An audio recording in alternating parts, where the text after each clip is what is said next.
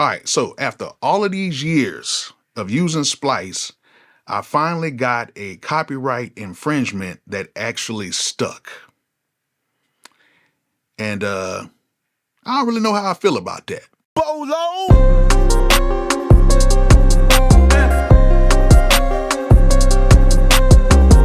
So yeah, on March 10th, I was doing a live stream and I used a Splice sample, and pretty much once the live stream was over, like maybe like 30 or 40 minutes after the live stream was over, I got a copyright notice saying that I was using copyrighted material in my stream.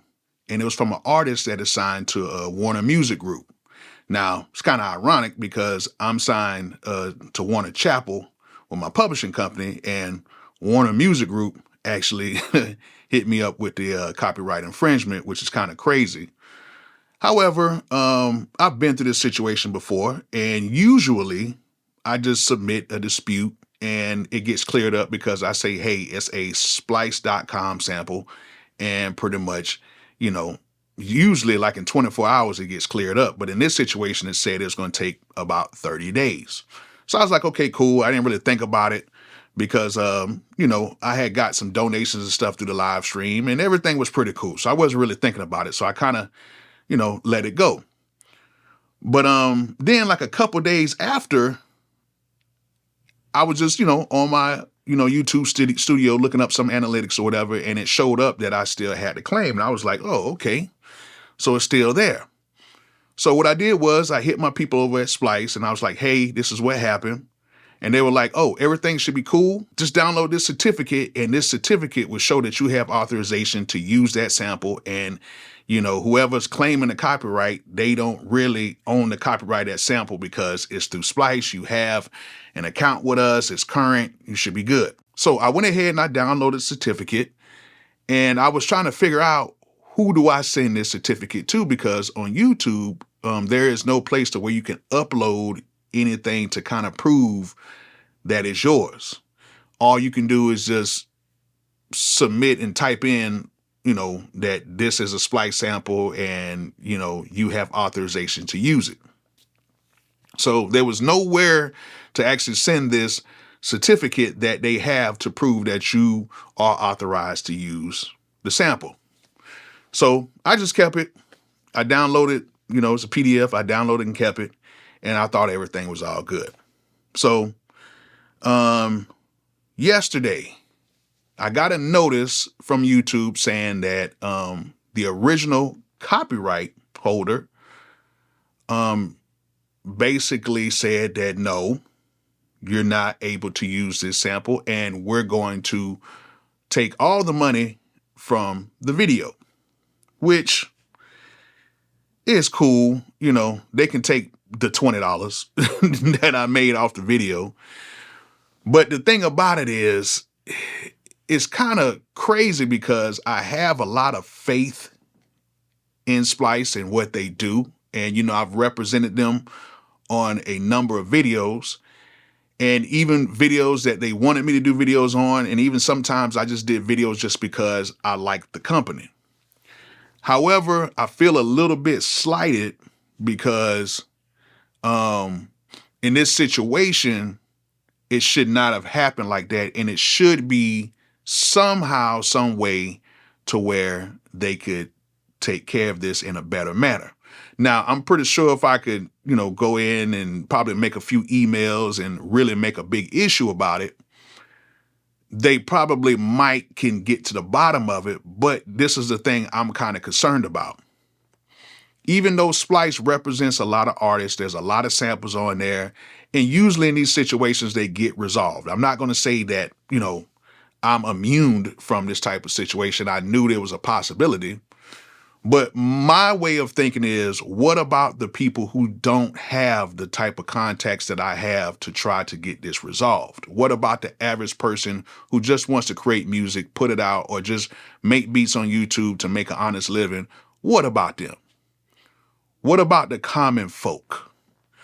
Somebody who is just trying to just make music to make ends meet, and then now you have this huge company saying that we're going to take your revenue because you use something that you pay for every month.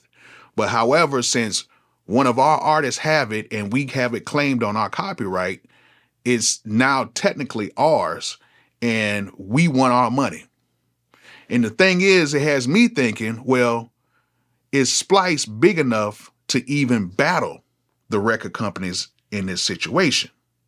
Or if they're even going to battle the record companies in this situation, because will it be worth their while to really do that when you're collecting money from individuals every single month?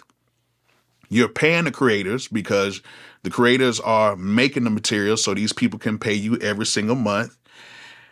And is a few people going to affect what you are going to be doing? Because I'm pretty sure it's probably a few thousand people who get affected like this probably every single month. However, is the battle worth spending money and getting lawyers and everything involved? And that's the thing that kind of concerns me about the situation. It has me kind of thinking, what length will this company go to prove that that particular sample or samples are theirs? Because there's a ton of songs that are on the radio right now that use Splice samples. I hear them and I'm like, oh, they use such and such. I got that sample. Oh, they use that drum loop. Oh, I got that sample. And it's like, okay, cool. So everybody's benefiting from it. But however, it seems like the people at the top are benefiting from it more than the people from the bottom.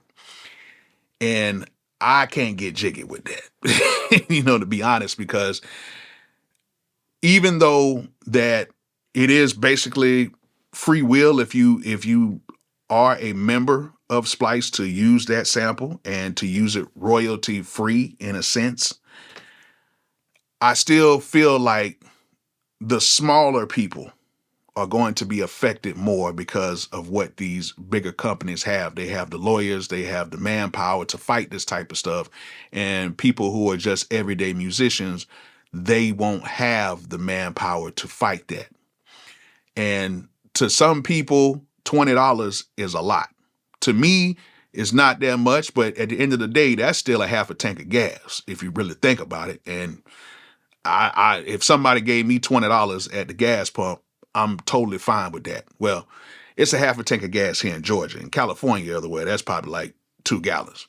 But, here, that's still $20. $20 is still $20.